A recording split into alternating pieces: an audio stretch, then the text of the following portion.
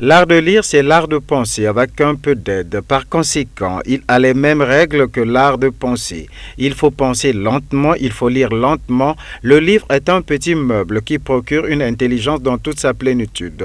Ce petit instrument met en œuvre notre entendement et vient au secours de notre paresse, et plus souvent à nos nombreuses insuffisances, telles que l'a signifié Alphonse Kala, directeur départemental du livre et de la lecture publique de Pointe-Noire.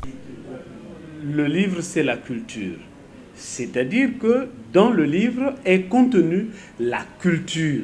C'est donc ce lieu-là où l'on retrouve un ensemble de connaissances qui permettent à l'homme de s'instruire, qui permettent à l'homme de mieux appréhender les pratiques et les usages de la société. Voilà. Et de ce point de vue, on parle de l'éducation, on parle de la formation. Parce que si dans le livre, il y a les pratiques et les usages de la société, cela signifie que celui qui prend le livre, celui qui regarde le livre, celui qui lit le livre en tant qu'il le déchiffre, en tant qu'il décode le message qu'il y a sur les papiers qu'il est en train de regarder, apprend à se former, apprend à s'éduquer, c'est-à-dire à acquérir un certain nombre d'aptitudes qui lui permettent de mieux se prendre en charge dans la vie, de mieux prendre aussi son environnement, de mieux s'insérer dans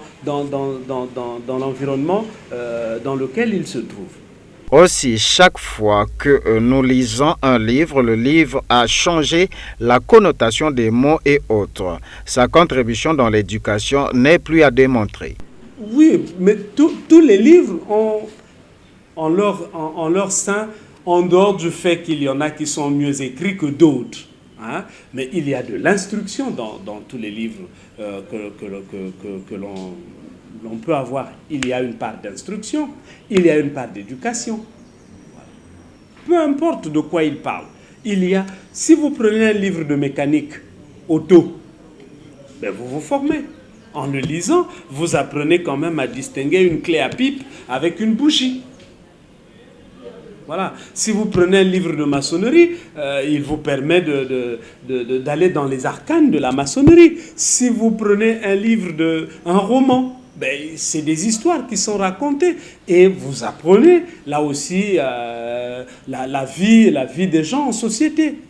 Et pourquoi il convient de maintenir le culte du livre dans sa vie. Il garde quelque chose de sacré, de divin. Non qu'on le respecte et l'intègre, le bonheur de s'épanouir est source de culture et d'éducation pour chacun des feuillets du livre.